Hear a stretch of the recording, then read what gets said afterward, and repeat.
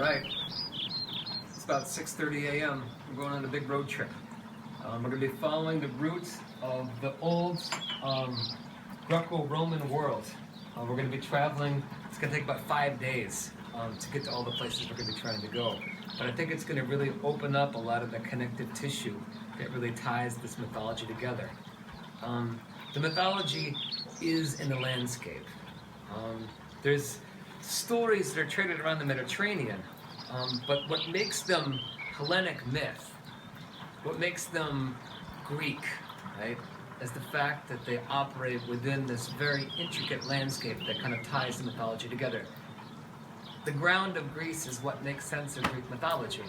And it's hard for us to get a sense of that unless I bring you there. So come, I'll show you where we're going to go. It's going to be pretty amazing. Okay, we're starting off just outside of Thessaloniki, and then we're going to head along the old Via Egnatia. This is outrageous, but this is the old Roman road that brought you through Macedon, through Thessaloniki, and then all the way over to Constantinople. We're going to be going about, probably about 6 hours today. We're going to be heading west and then diving south. We're going to try to make it to Ioannina. It's a wonderful, it's like an oasis in the middle of this really barren Thessalian landscape or Macedonian landscape. And then we're going to head to Dodona. And that's right here. Dodona is a site sacred to Zeus, and it's where Zeus's sacred prophecies and divinations would be told through the rustling of the oak leaves. And we'll be heading into Dodona to get a sense of the landscape, and then we're going to be going up to the top of Mount Tamros, which is just outside of Dodona. That'll give us a good view of that landscape and a good sense of the ways in which that this kind of whole geography holds together. From Dodona, we'll be heading further west and then south, and we're going to drop down just outside of Parga. And this is the site of the river Acheron that brought you into the underworld.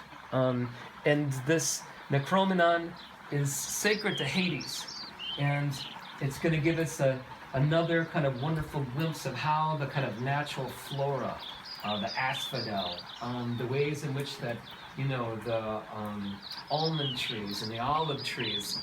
We're going to see these throughout this entire road trip that's going to cover much of this great northern landscape of Greece. And you're going to find the commonality in the stories from the flora that we're going to encounter along the way. But it's a big day. So let's get going. It's springtime in Greece. So of course, it's raining, but not for long. Summertime.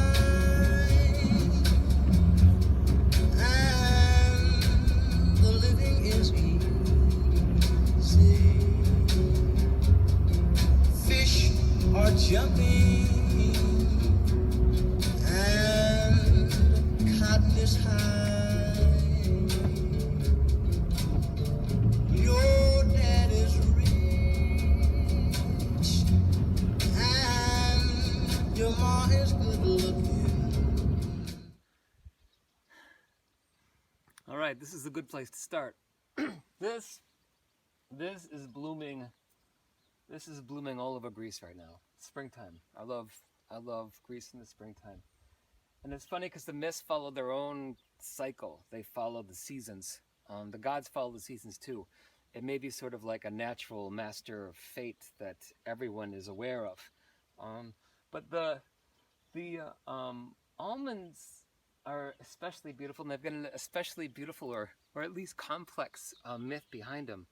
The story of the almond starts with a hermaphroditic goddess, epicene god, Aegisthus.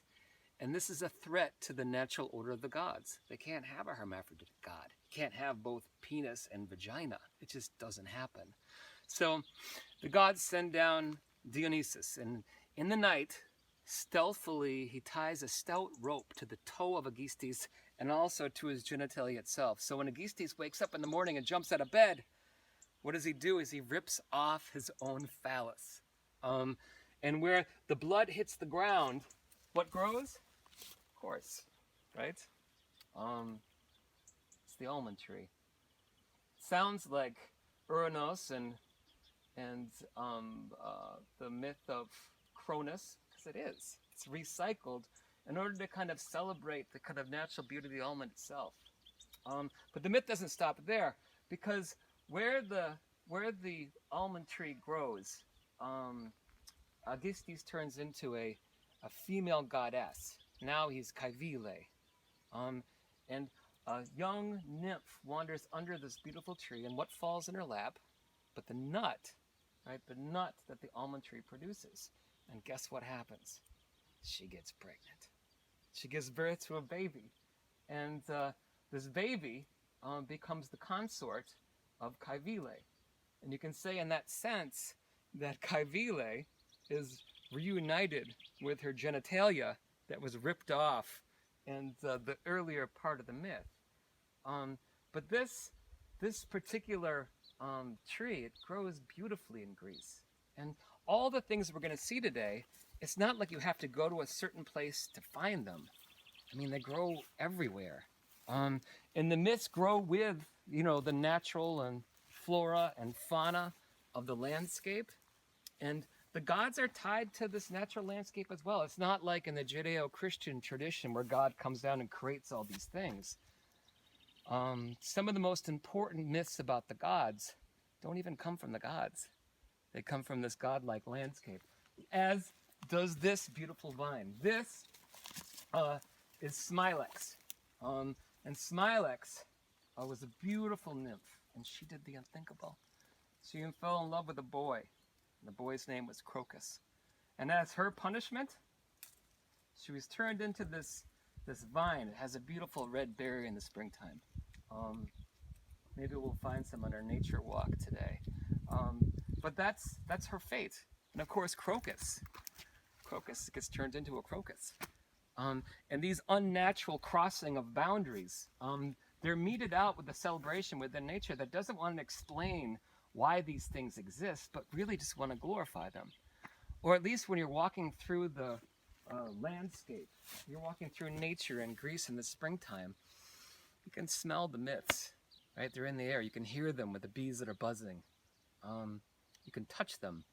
And this is the sensual landscape that are myths. I think they often get displaced when we think about the 12 Olympian gods and this kind of deistic way in which that we want to think about this top-down order, but really, in a very palpable way, it's a bottom-up world in mythology, and it celebrates the natural landscape of Greece, like this over here. Come on. This cornflower, it also blooms in the springtime, and cornflower is a medicinal herb known to Chiron, the centaur, who was a great tutor to the gods and to the demigods themselves. And it tells another powerful myth, the myth of Hercules. When he encountered his battle with the centaurs, he accidentally shoots his friend Chiron, and Chiron, trying to heal the poison of the arrow. Remember, Hercules dipped his arrows into the Lernaean Hydra's blood, and they were lethal. And Chiron, being a great healer, he grabs some cornflower. And it's beautiful. The ironic thing is he doesn't heal himself completely, but at least he gets another 9 days. Over here, come. Over here, we've got asphodel, and that's sacred to Hades. It's the food of the dead, and we're going to see it when we go to the river Acheron, and we look at the sacred shrine that's there. It's growing all over the place. Over here, you can see just under the olive tree, you can see wild celery. And wild celery was sacred to Zeus. And in fact, in his games, the Nemean Games, a great athletic competition and celebration, the winners were wreathed in celery. And in the springtime, it's when it's at its most vigorous. And it calls you into these myths. And all around us, I mean, as you'd expect in Greece, Greece being Greece, right? We get the olive tree. We all know about the myth of Athena and her competition with Poseidon over the naming of the city of Athens. The olive tree is the lifeblood of Greece. And it's not just that it calls you into the myth of Athena. I mean, Athena, she just grew a wild olive tree. It took another god and another mythology to try and draw Greece into its great commercial inheritance of olive oil and olive production. It took Hermes to teach them how to cultivate it. So when we find this kind of Greek mythology, it grows from the landscape. I'm going to use this word a lot. It's autochthonous. And just like the crops that the Greeks are going to cultivate, they're going to be those things that are found in their most natural state within Greece itself. We don't need any transplants here. And the thing about it, and you can see behind me, is that these things seem to grow from the rocks themselves. It's a hard living. It's a hard living to make your fortunes as an agriculturist in Greece. But that's why I think the springtime is so important, because these things seem to pop up from the ground itself. Now look at these little beauties. These are Anemone coronaria. And these beautiful red flowers, similar to a poppy, right? They're what sprang up when Adonis met his end by the boar. He was beloved by Aphrodite, and really one of the most beautiful of the springtime flowers grew up from the ground in which he was gored by that boar, sent by a jealous Ares, of course. But it's perfect. And it's not that the myth gives rise to the flora of the region. It's that the myth celebrates this unbelievably miraculous beauty that can grow up in the midst of rock and sandy, dry, arid regions. And that's why the springtime is so beautiful here. Let's come up here and see what we can find. Here's another beautiful example of an asphodel, really calling attention to itself in its springtime splendor. Over here, this is the good one. And this is going to bring us back to the, very beginnings of our mythological landscape. This beauty, this is fennel. And this is an unbelievable specimen. I mean, it's monstrous. And it might have been hard to visualize when we read the myth of Prometheus bringing fire to man. You remember he brought it in the stalk of a fennel plant. And you're like, what? How is he going to smuggle fire in the stalk of a fennel plant? Well, look at the size of this. I mean, this is how you do it. You stick it right in there. Prometheus. What came first? The fennel did. Only in Greece like that, right? Come on this way. Let's see what we can find over here. This is the perfect time to be here. The tourists aren't here yet. No one's at the beaches, but everything is green. It's wet, and everything is waking up as it comes back to life. As we make our way up onto the road, I mean, this is what Greece is. It's rocks. And the fact that these plants can spring forth from this landscape, I mean, that's what's worthy of the mythology. Okay, so as we get up a little higher, we're going to start getting some really fabulous introductions into the ways in which these trees also form some of the natural beauty of the landscape. You can see dwarfing this almond tree is this beautiful cedar. The cedar had its own story, sacred to Artemis. And It created an important source of lumber, used in Greek handicrafts and everyday life. And when you burn it, it gives the most beautifully fragrant, wondrous aroma you could imagine. It's like it's locked inside of the tree itself and released in the celebration of Artemis at her own sacred rituals. And this is a nice place to really just digest some of this information. The ways in which that the Greek myths don't scientifically explain anything, but they just call you to appreciate it, to ponder it, to think about why and how these things provide an unbelievably beautiful opportunity for living what the Greeks thought was the good life. I mean, the modern Greeks say it all the time. Elade inoreia. You know, Greece is beautiful. And it's not that the mythology is primary. It's not like a religion. It's that the mythology calls you into an appreciation of this beauty itself. And look at this. This one is a cypress tree. Some of the most important we're going to find. The cypress in Crete, you remember, was used to build those ships that started that Thalassocratic empire. These sacred to Apollo.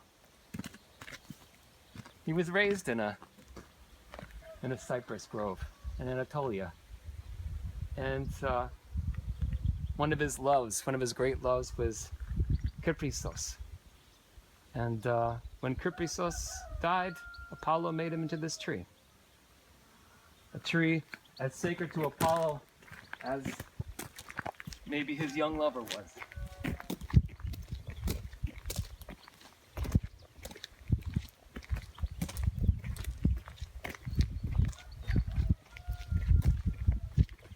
Okay, over here. Last one, I promise.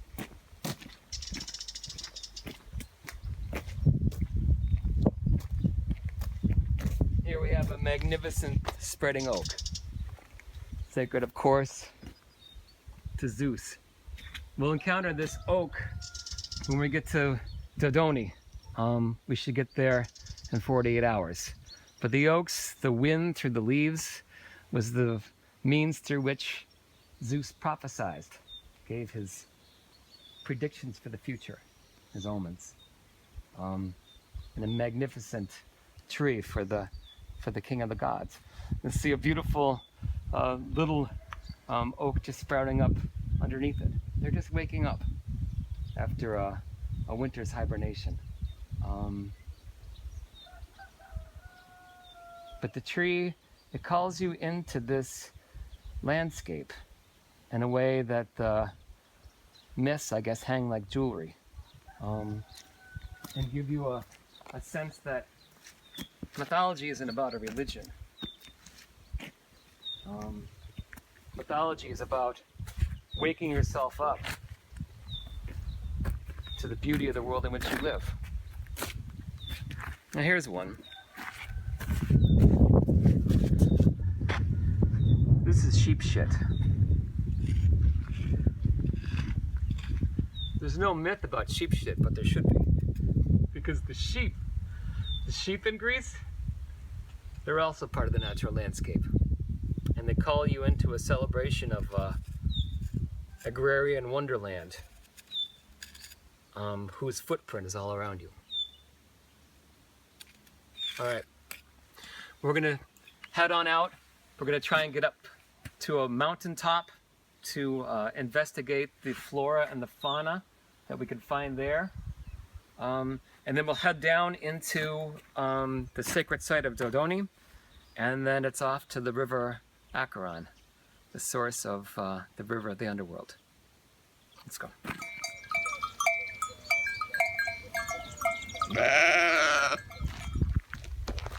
So here we are. We're basically at the top of the world, right? We might as well be living where the gods themselves live. The snows have just melted. It's the first beautiful day we've had in probably a month and a half.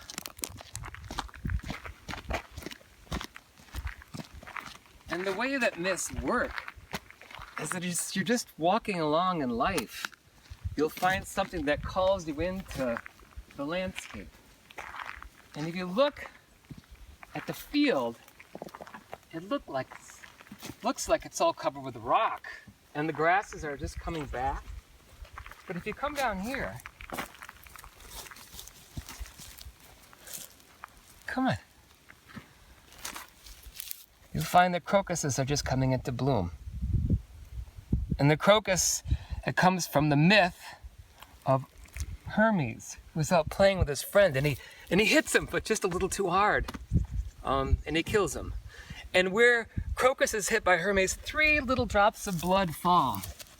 And if you get into the crocus itself, you'll find the 3 spots on the inside of the leaf that are the 3 drops of blood that hit the ground. And it's not that the myths are true, it's that the myths helped you connect with the world in which you're in. And in this world, the world of the Greek landscapes, myths kind of grow up from the ground themselves. And you could say that the myths here, they're sort of like the autochthonous plants of the region. They grow up and they call you to the miracle of the ways in which these incredible opposites, the death of the trees, the life of the crocuses, the melting of the snow, the heights of the mountains themselves, how they call you into the world itself in this great experiential plane.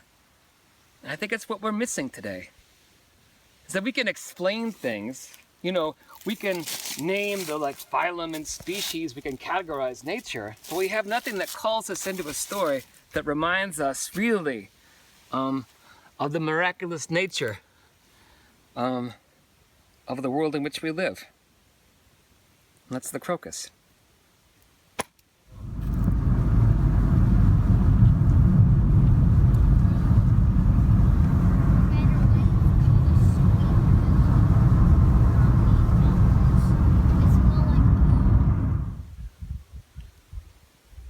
So there's Mount Tomaros. We've been at the top of the world, and now we're going to bring you back down to earth. This is the site of Dodona.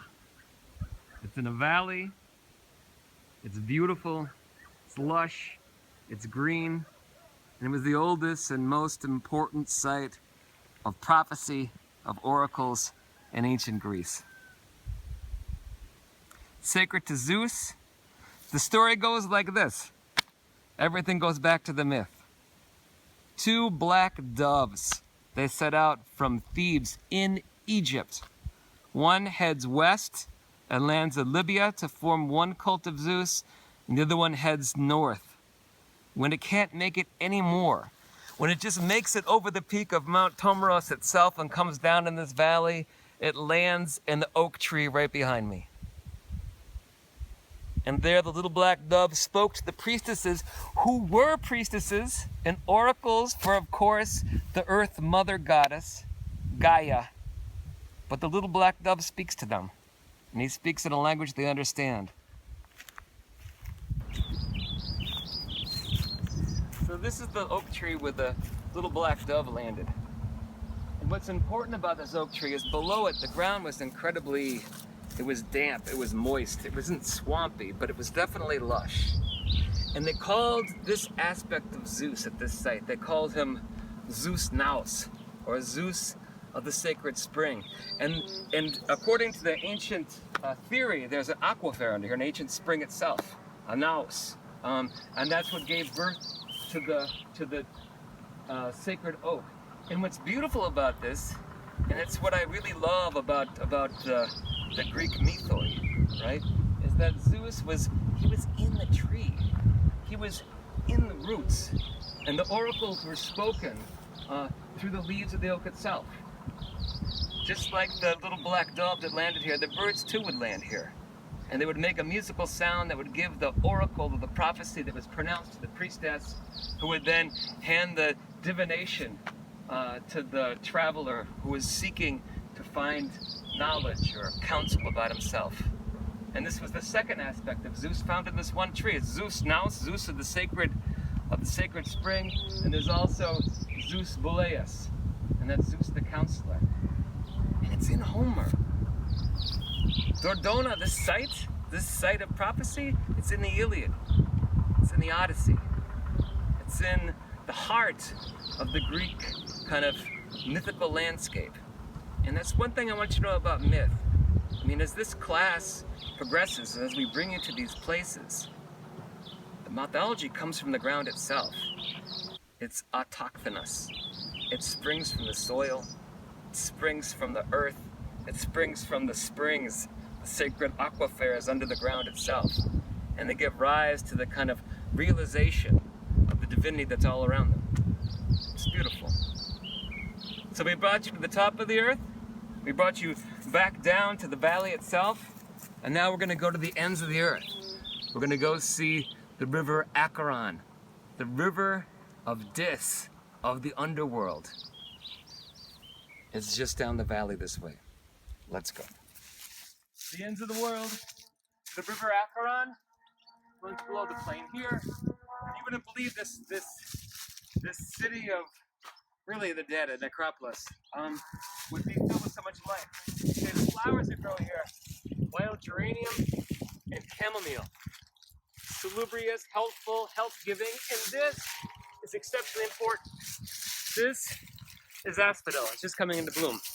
And these are the flowers they bring to accompany the dead as they made their voyage into the eternal. Asphodel. That brings us into the main sanctuary. Now this is all much later, 3rd century, but it's built around 3rd century BC, Hellenistic period, ashlar cut rock.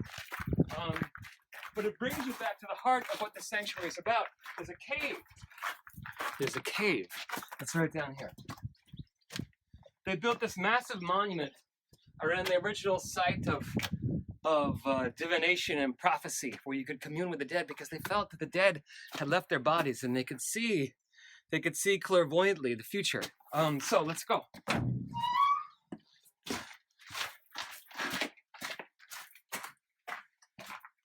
Now the original site of worship is down here, and this is where the magic happens. It might get dark.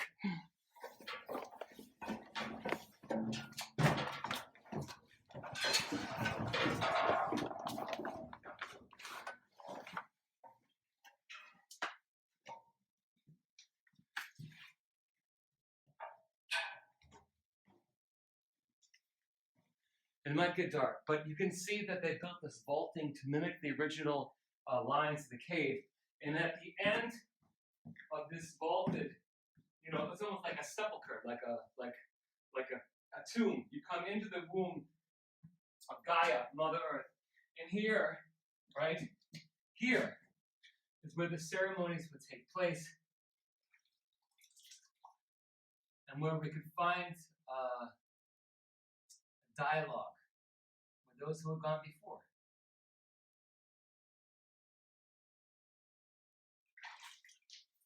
Let's get down to the river. And this is the river that's going to take you down to the underworld itself. This isn't just the site of prophecy. This is the path of the dead. Let's go. And as we head up the path that brought you down to the river, it's just like a verdant paradise. I'm not kidding. Yews, willows, cypress, pines, and the smells are just gorgeous. And of course, this is where the Greeks thought you would go to hell. Because frankly, in this northwestern corner, at the end of the earth, you'll find an area that's as lush and beautiful and alive as any place you're going to find in Greece. In fact, you could say that it's much like the Nile Delta itself, where many of the ideas and the theories and the mythologies of the ancient world came from. And just as those black doves flew from Thebes in ancient Egypt, I think they found their story of the dead in a place that was much like the Nile Delta itself. Maybe the font of a lot of the mythological traditions that we're going to find in this Greek landscape. But just come here. I'll use your imaginations just for a minute. And this is a picture of this sloping side of the sanctuary that brings you down. I mean, this is the river that brought you into the underworld. It's a site of pilgrimage. And it wasn't just a pilgrimage of people. It really was a pilgrimage of stories that called us into how we kind of experience the world in the most full ways you can imagine. Places that call you into the smells of the environment, the touch, right? The touch of the landscape, the sights. And then one thing that may be as important as any is the sight of memory itself. And that's how the ancients thought of the underworld. It's like we had become a part of this world of bodiless souls, where they moved in their own memories. And I think that's a beautiful vision for where we go when we all pass. And I think a place where we're called into memories like this, it's what mythology did. It didn't give them an orthodox interpretation of what life and death is, but it gave you a little sacred spot where you can sit and commune with the people that have gone before you in the midst of a lush, verdant paradise. And that's what was memorialized. Maybe the human experience itself. All right, well, first as you don't succeed, try again. The access to Acheron was cut off. So we climbed up to the ancient site of Ephyra, Mycenaean site, late Bronze Age. Pretty amazing. Typical Mycenaeans on the top of a rock. They built their citadel so they can dominate the landscape. But this is really what we came for. This is Acheron. This is the river that flowed down into the underworld, and it brings you down as you follow it through the valley. It brings you down to the site where we were earlier for the Necroniton. So this is it. Seems pretty diminutive, but the things that gives it power are the stories. It's the myth itself, and it's also to wake up the fact that this is an incredibly important region. This little corner of northwestern Greece. This is where the river Cocytus, one of the three rivers of the underworld, meets up with Acheron, and it brings us down into a delta, which, as I told you before, it was like the Nile of Greece. The rivers met, it flooded the plains, and it made it incredibly fruitful. So that's my report from the Acheron Lake, Mycenae, Greece, Ina Orea.